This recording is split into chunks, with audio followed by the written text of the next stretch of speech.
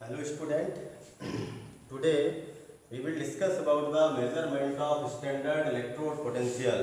How can we measure standard electrode potential? Since a half cell in an electrochemical cell can work only in combination with other half cell, means single half cell work नहीं करता है। अब यदि मान लीजिए कि आपको किसी एलिमेंट का सिंगल एलिमेंट का इलेक्ट्रोड पोटेंशियल एक standard means at standard condition means temperature है, प्रेशर है, कंसंट्रेशन है, सभी स्टैंडर्ड होना चाहिए। उस कंडीशन पर यदि हम इलेक्ट्रोड पोटेंशियल मेजर करेंगे तो कैसे करेंगे? क्योंकि सिंगल इलेक्ट्रोड किसी हाफ सेल में, मतलब सिंगल हाफ सेल तो वर्क नहीं करेगा, सर्किट पूरा कंप्लीट होना चाहिए, दोनों हाफ सेल होना चाहिए, ऑक्सीडेशन हाफ सेल भी और रिडक्शन हाफ सेल भी। अब यदि कोई सिंगल एलिमेंट है, जैसे जिंक का हमें कैलकुलेट करना है, तब क्या करेंगे? तो पॉसिबल ऐसा नहीं होगा कि हम सिंगल जिंक को इलेक्ट्रोड लें और उसका स्टैंडर्ड इलेक्ट्रोड पोटेंशियल कैलकुलेट कर पाए, तो क्योंकि वो कॉम्बिनेशन में नहीं होगा। तो इसके लिए हमें ज़रूरी होगा कि हम कोई एक, तो जैसे एक एलिमेंट को चूज कर लेंगे जिसका हमको इलेक्ट्रोड पोटेंशियल फाइंड करना है, और दूसरा इलेक्ट्रोड एक हमें रेफरेंस इलेक्ट्रोड लेना पड़ेगा। तो स्टैंडर्ड इलेक्ट्रोड पोटेंशियल में हम रेफरेंस इलेक्ट्रोड के रूप में स्टैंडर्ड हाइड्रोजन इलेक्ट्रोड को लेते हैं, जिसे नॉर्मल हाइड्रोजन इलेक्ट्रोड भी बोला जाता है। तो this can be measured by using one of the electrode as a reference electrode. हमें दो में से किसी एक तो एलिमेंट होगा जिसका मेजर करना है, और दूसरा एक रेफरेंस इलेक्ट्रोड लेते हैं, whose electrode potential should be zero. इसका लगभग जो है जीरो होना चाहिए, अदरवाइज उसकी रीडिंग भी हमें वोल्ट मीटर पर मिलेगी। यदि जीरो होगी तो हम क्या करेंगे, जो भी दो एलिमेंट ले रहे हैं उन दो में से जो भी रीडिंग आएगा वो उस एलिमेंट का होगा, क्योंकि दूसरे का तो इलेक्ट्रोड पोटेंशियल हमने कितना लिया है, जीरो लिया है। तो इसका रीडिंग से हमें कोई फर्क वहाँ पर नहीं पड़ेगा और हम एक्यूरेटली वैल्यू को कैलकुलेट कर सकते हैं। तो इसके लिए जैसे चूज किया गया such as reversible hydrogen electrode, या इसी को स्टैंडर्ड हाइड्रोजन इलेक्ट्रोड SHE और नॉर्मल हाइड्रोजन इलेक्ट्रोड NHE के नाम से भी जाना जाता है। अब ये किस तरह से वर्क करेगा? स्टैंडर्ड हाइड्रोजन इलेक्ट्रोड क्या है? ये स्टैंडर्ड हाइड्रोजन इलेक्ट्रोड या फिर नॉर्मल हाइड्रोजन इलेक्ट्रोड दोनों एक ही हैं। हम यहाँ पर ये एक प्लैटिनम फॉयल लेते हैं, प्लैटिनम वायर लेते हैं, प्लैटिनम वायर ये यहाँ पर कनेक्टेड है और यहाँ पर लगा हुआ है platinum foil. Platinum foil is finally divided, coated with finally divided platinum particles. जो प्लैटिनम के छोटे छोटे पार्टिकल्स होते हैं उनके द्वारा उन पर और भी कोटिंग रहती है, क्योंकि इससे क्या होगा, स्मूथ सरफेस पर एरिया कम होता है, रफ सरफेस है तो एरिया ज़्यादा हो जाएगा और रिएक्टिविटी भी बढ़ जाती है। ये ग्लास ट्यूब है और यहाँ पर hydrogen gas at 1 bar pressure पर हाइड्रोजन गैस इंटर होगा और इसमें लिया हुआ है 1 molar HCl solution, 1 molar hydrochloric acid का सॉल्यूशन लिया हुआ है। इसको हमने प्लैटिनम फॉयल को उसमें डिप कर दिया, प्लैटिनम वायर से जो जुड़ा हुआ है, और इसमें जैसे ही हाइड्रोजन गैस पास करेंगे तो रिएक्शन होगी और यहाँ से ये बबल्स भी निकलेंगे। तो ये बबल्स किस तरीके से निकलेंगे, किसके होंगे? अब ये डिपेंड करता है कि वो किस तरह से वर्क कर रहा है। If SHE act as anode, यदि यह एनोड की तरह यदि वर्क कर रहा है, एनोड मतलब जिस पर ऑक्सीडेशन होता है, मीन्स जिसमें इलेक्ट्रॉन को वह लूज कर सकता है, यदि यह hydrogen standard hydrogen electrode anode की तरह यदि एक्ट करेगा तो यहाँ पर ऑक्सीडेशन होगा हाइड्रोजन का, hydrogen oxidise to form 2H ion plus 2 electron, 2 electron को लूज कर देंगे और ये 2H आयन का फॉर्मेशन कर लेंगे। लेकिन ये स्टैंडर्ड हाइड्रोजन इलेक्ट्रोड कैथोड की तरह यदि वर्क कर रहा है, एक्ट एज कैथोड, यदि कैथोड के रूप में हमने इसको यूज किया तो कैथोड पर होता है रिडक्शन, रिडक्शन मतलब गेनिंग ऑफ इलेक्ट्रॉन। तब HCl सॉल्यूशन के जो हाइड्रोजन आयन है, ये हाइड्रोजन आयन ये 2 इलेक्ट्रॉन को गेन करके हाइड्रोजन गैस बना लेंगे। तो यदि एनोड के रूप में यूज कर रहे हैं, इसको एनोड के रूप में भी यूज कर पा रहे हैं, तब ये क्या करेगा, हाइड्रोजन का ऑक्सीडेशन होगा। और यदि कैथोड के रूप में यूज कर रहे हैं तो हाइड्रोजन आयन जो HCl के हैं वो रिड्यूस हो जाएंगे टू फॉर्म हाइड्रोजन गैस। इस तरह से उसके बबल्स वहाँ पर प्रोड्यूस होंगे। और इसको हम इसलिए भी यूज कर पाते हैं क्योंकि इसका जो स्टैंडर्ड रिडक्शन पोटेंशियल है, standard reduction potential of hydrogen electrode is equal to 0। ये 0 पाया जाता है, तो इसमें हम किसी के साथ भी यहाँ पर इसको यूज कर सकते हैं। एनोड के रूप में भी यूज किया जा सकता है और कैथोड के रूप में भी यूज किया जा सकता है। और इसके द्वारा, इसका यूज करके हम किसी भी एलिमेंट का स्टैंडर्ड इलेक्ट्रोड पोटेंशियल फाइंड कर सकते हैं at standard concentration, temperature, pressure. ये सभी कंडीशन भी स्टैंडर्ड होना चाहिए। फॉर एग्जाम्पल, जैसे measurement of electrode potential of zinc. यदि हम जिंक का इलेक्ट्रोड पोटेंशियल कैलकुलेट करना चाहें, मीन्स स्टैंडर्ड इलेक्ट्रोड पोटेंशियल, तो कैसे करेंगे? इसके लिए हमें जिंक रॉड लेना पड़ेगा और उसको हम जिंक सल्फेट सॉल्यूशन में डिप कर देंगे और एक हाफ सेल बना लेंगे। और दूसरे हाफ सेल में हम स्टैंडर्ड हाइड्रोजन इलेक्ट्रोड का यूज करेंगे। और यदि हमने जिंक को एनोड की जगह पर लिया हुआ है तो इसको वोल्ट मीटर के नेगेटिव टर्मिनल से ऐड करेंगे और स्टैंडर्ड हाइड्रोजन इलेक्ट्रोड को वोल्ट मीटर के पॉजिटिव टर्मिनल से कनेक्ट कर देंगे। यदि मान लीजिए इसमें रीडिंग यदि करेक्ट आ रही है, यदि रीडिंग आ रही है तो मतलब हमारा कनेक्शन सही है, और यदि रीडिंग नहीं आ रही है, मीन्स हमारे सेल वर्क नहीं कर रहे हैं, तो हमें फिर उसके क्रम को, अरेंजमेंट को रिवर्स करना होगा।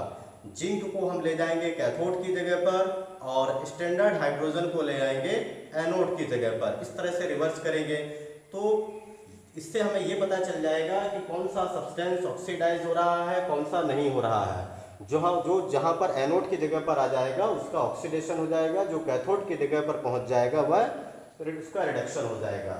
तो इसके लिए जैसे अब हम यदि यहाँ पर जिंक को कनेक्ट करते हैं कैथोड की जगह पर और हाइड्रोजन इलेक्ट्रोड को एनोड की जगह पर, और तब देखेंगे कि वोल्ट मीटर पर कोई रीडिंग नहीं आ रही है, इसका मतलब है कि हमारा अरेंजमेंट गलत है।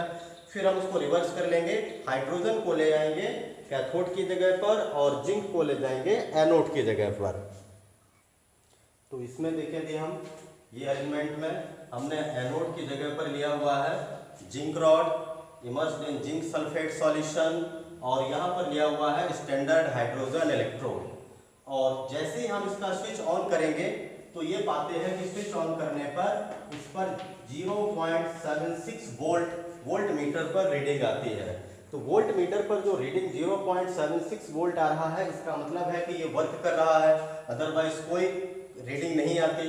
इसका मतलब है कि इलेक्ट्रॉन यहाँ पर इस डायरेक्शन में फ्लो हो रहे हैं और करंट का डायरेक्शन ये हो जाएगा। तो ये तो हमारा अरेंजमेंट इस तरह से देखेंगे तो करेक्ट हो जाएगा। अब एनोड पर क्या रिएक्शन होगी? At anode zinc oxidises to form zinc ion. Zinc oxidise होकर के जिंक आयन का फॉर्मेशन कर लेगा, जबकि वहीं पर कैथोड पर यदि हम रिएक्शन देखेंगे तो कैथोड पर रिडक्शन हो रहा है। रिडक्शन मतलब 2 hydrogen ion gain 2 electron to form hydrogen gas. और यदि आप ओवरऑल रिएक्शन लिखेंगे तो zinc plus 2 hydrogen ion to form zinc ion plus hydrogen. इस तरह से ये ओवरऑल रिएक्शन है। इसी सेल को यदि आप रिप्रेजेंट करना चाहेंगे तो zinc converted into zinc ion and hydrogen ion यहाँ पर किसमें कन्वर्ट हो रहे हैं? हाइड्रोजन के रूप में।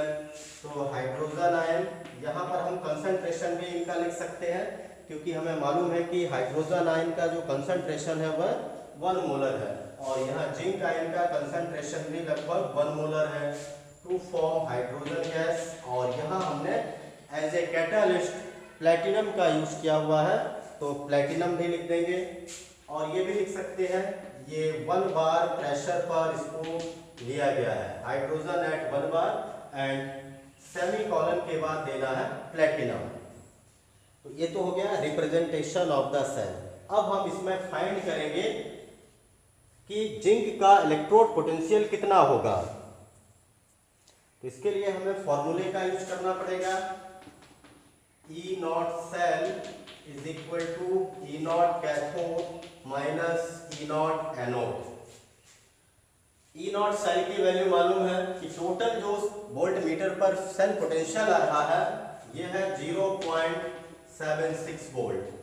ई नॉट कैथोड, कैथोड के रूप में हाइड्रोजन इलेक्ट्रोड है, स्टैंडर्ड है, इसका स्टैंडर्ड इलेक्ट्रोड पोटेंशियल का वैल्यू 0 है, तो ये 0 minus standard reduction potential of anode, ये माइनस को इधर लेकर के आ जाएंगे, तो standard reduction potential of anode जैसे को ऐसे लिख सकते हैं, zinc ion to form, reduction form में लिखना है, जिंक आयन मतलब इलेक्ट्रॉन लेकर के जिंक में कन्वर्ट हो रहा है, माइनस 0.76 वोल्ट। तो इस तरह से हमें मालूम चल जाएगा कि एनोड का जो रिडक्शन पोटेंशियल है या यहाँ पर जिंक का रिडक्शन पोटेंशियल है ये माइनस 0.76 वोल्ट है। अब इसी तरह से हम कैथोड पर यदि कोई एलिमेंट आएगा उसका भी इसी तरह से कैलकुलेट कर सकते हैं, जैसे यदि इसके लिए हम कॉपर का यूज कर सकते हैं, तो इसी तरह से हम कॉपर को भी फाइंड कर सकते हैं।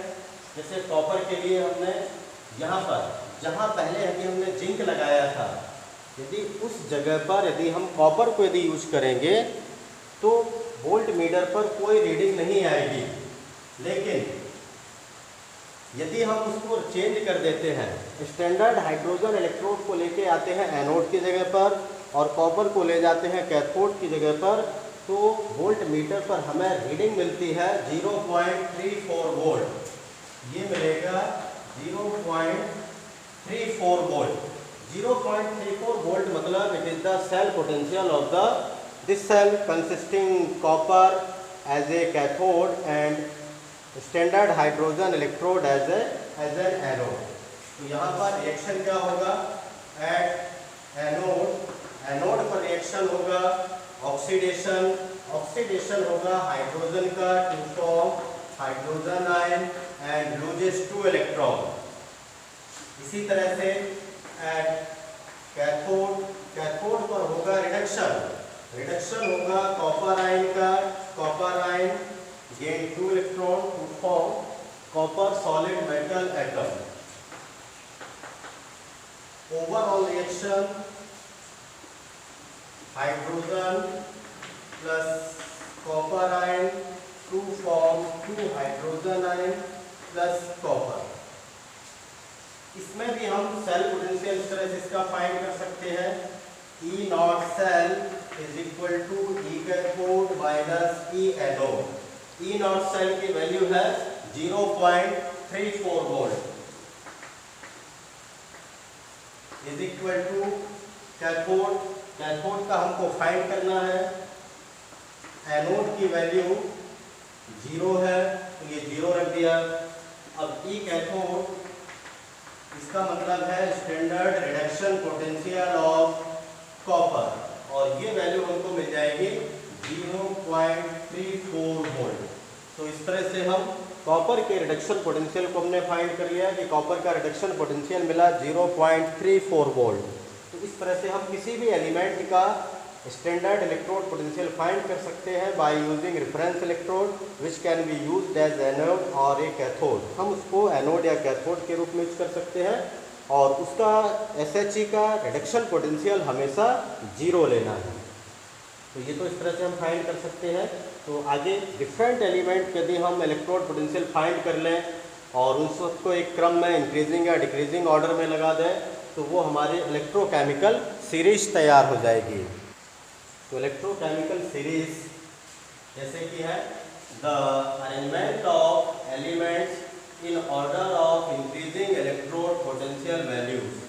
एलिमेंट्स को इंक्रीजिंग इलेक्ट्रोड पोटेंशियल वैल्यू में अरेंज करना इलेक्ट्रोकेमिकल सीरीज कहलाता है। सीरीज मतलब नंबर ऑफ एलिमेंट्स कोई भी हो सकते हैं। तो यहाँ पर राइट साइड में यदि आप देख पा रहे हैं वहाँ पर, तो आपको कुछ एलिमेंट्स का अरेंजमेंट दिखाई दे रहा है। ये सभी का नहीं है, ये इलेक्ट्रोकेमिकल सीरीज का एक शॉर्ट फॉर्म बनाया हुआ है। बाकी आप बुक में इसमें डिटेल में सभी एलिमेंट्स के इलेक्ट्रोड पोटेंशियल की वैल्यूज देख पाएंगे। तो यहाँ पर जैसे फ्लोरीन है, reduce to form chloride ion, जिसका रिडक्शन पोटेंशियल पॉजिटिव है 2.87 वोल्ट। अब आप जैसे नीचे की ओर आ रहे हैं तो डिक्रीज हो रहा है, मतलब नीचे से ऊपर की ओर जाएंगे तो रिडक्शन पोटेंशियल इंक्रीज होता जा रहा है। तो ये रिडक्शन पोटेंशियल सभी इंक्रीजिंग ऑर्डर या डिक्रीजिंग ऑर्डर कैसे भी इसको बोला जा सकता है। यदि हम डिक्रीजिंग ऑर्डर लिखेंगे तो फ्रॉम टॉप टू बॉटम, और increasing order means bottom to top. Hydrogen का इलेक्ट्रोड पोटेंशियल 0 है, फिर -0.76, और लिथियम का है -3.05 वोल्ट। माइनस में जितनी ज़्यादा वैल्यू बड़ी होती जाएगी वो उतनी छोटी हो जाएगी। तो लिथियम का देखा है सबसे मतलब जो है लो रिडक्शन पोटेंशियल वैल्यू है, जबकि फ्लोरीन का सबसे हाईएस्ट रिडक्शन पोटेंशियल होता है, स्टैंडर्ड रिडक्शन पोटेंशियल वैल्यू 2.87। अब यदि देखा जाए तो इसमें इलेक्ट्रोकेमिकल सीरीज से हम क्या क्या मतलब जो है यहाँ पर फाइंड कर सकते हैं, उसके एप्लीकेशंस किस तरह से हैं। तो एक तो उसका एप्लीकेशन यही है कि हम इससे ऑक्सीडाइजिंग और रिड्यूसिंग एजेंट फाइंड कर सकते हैं। फर्स्ट एप्लीकेशन है इसका to determine the relative strength of oxidising and reducing agent. ये हम यहाँ पर इनका रिलेटिव स्ट्रेंथ फाइंड कर सकते हैं, कौन स्ट्रॉन्ग ऑक्सीडाइजिंग एजेंट होगा या कौन सा रिड्यूसिंग एजेंट होगा। तो यदि हम टेबल में देखें, यहाँ पर टेबल में नीचे साइड में स्ट्रॉन्ग रिड्यूसिंग एजेंट, और जो स्ट्रॉन्ग रिड्यूसिंग एजेंट होंगे इसका मतलब है कि वो वीक ऑक्सीडाइजिंग एजेंट होंगे, जबकि जो ऊपर वाले एलिमेंट्स हैं वो स्ट्रॉन्ग ऑक्सीडाइजिंग एजेंट हैं और वीक रिड्यूसिंग एजेंट। तो यदि हम यहाँ पर भी देखा जाए, the elements having lower reduction potential values act as strong reducing agent, and the elements having high reduction potential values act as strong oxidizing agent। क्यों? क्योंकि जिनका लो रिडक्शन पोटेंशियल होगा they easily मतलब they have the tendency to oxidize readily, उनमें oxidise होने की क्षमता ज़्यादा होगी। ये मतलब इलेक्ट्रॉन को लूज आसानी से कर सकते हैं जिनका रिडक्शन पोटेंशियल वैल्यू लो है, और जो लूज कर सकते हैं they are called reducing agent।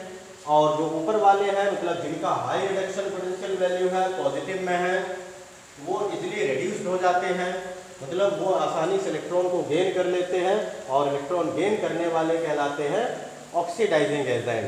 तो स्ट्रॉन्ग ऑक्सीडाइजिंग एजेंट है।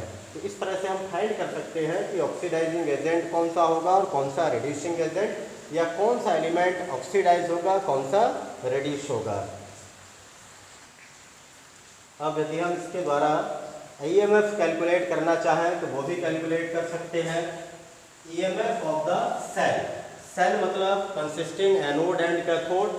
तो सबसे पहले तो ये फाइंड करना पड़ेगा कि एनोड का रिडक्शन पोटेंशियल कितना है और कैथोड का कितना है, और दोनों के रिडक्शन पोटेंशियल को हम जो डिफरेंस होता है वही ईएमएफ कहलाता है। जैसे आपने ऑलरेडी पढ़ा हुआ है ईएमएफ और E not cell is equal to E cathode minus E anode. इस फॉर्मूले पर हम यदि वैल्यूज को रख दें तो इससे सेल पोटेंशियल फाइंड किया जा सकता है, और यदि ज़रूरत पड़ती है तो नंबर इलेक्ट्रॉन्स को इक्वलाइज करने के लिए हम किसी सुटेबल इंटीजर के साथ मल्टीप्लाई कर सकते हैं।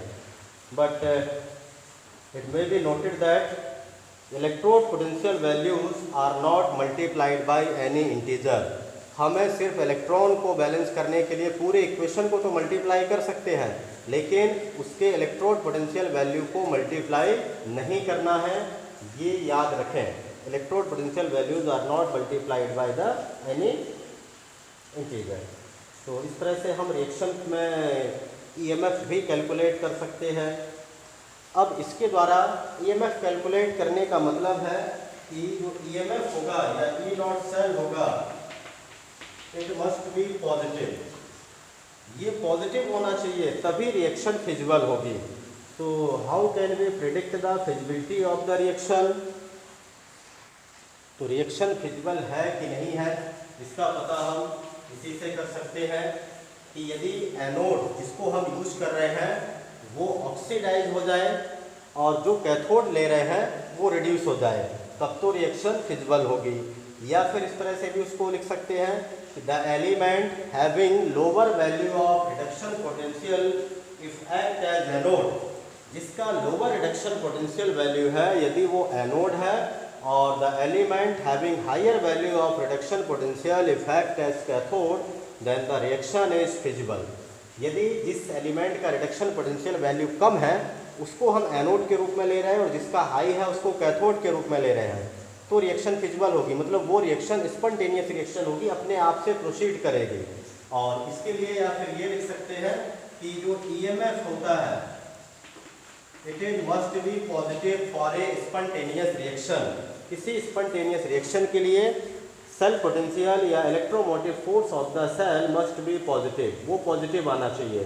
तो कभी कभी ऐसे भी आता है क्वेश्चन कि आपको दो एलिमेंट दिए रहते हैं, दोनों के रिडक्शन पोटेंशियल, और आता है कि इससे सबसे पहले तो सेटअप एन इलेक्ट्रोकेमिकल सेल बनाइए कि कौन सा एनोड होगा कौन सा कैथोड होगा। तो हमें सबसे पहले जैसे यदि रिडक्शन पोटेंशियल वैल्यू मिल जाती है, जिसका वैल्यू कम होगा उसको हम एनोड के रूप में रखेंगे, मतलब उसको ऑक्सीडाइज करेंगे, और जिसका रिडक्शन पोटेंशियल हायर होगा उसको हम कैथोड की जगह पर ले जाएंगे। तो मतलब रिएक्शन स्पॉन्टेनियस होगी और वो सेल सेटअप करेक्ट माना जाएगा। यदि हमने उल्टा कर दिया कि जिसका रिडक्शन पोटेंशियल लो है उसको कैथोड बना दिया और जिसका हाई था उसको एनोड बना दिया, तो रिएक्शन फिजिबल नहीं होगी और वो आंसर गलत हो जाएगा। तो इस तरह से हम स्पॉन्टेनिटी या उसकी फिजिबिलिटी के बारे में भी फाइंड कर सकते हैं इससे।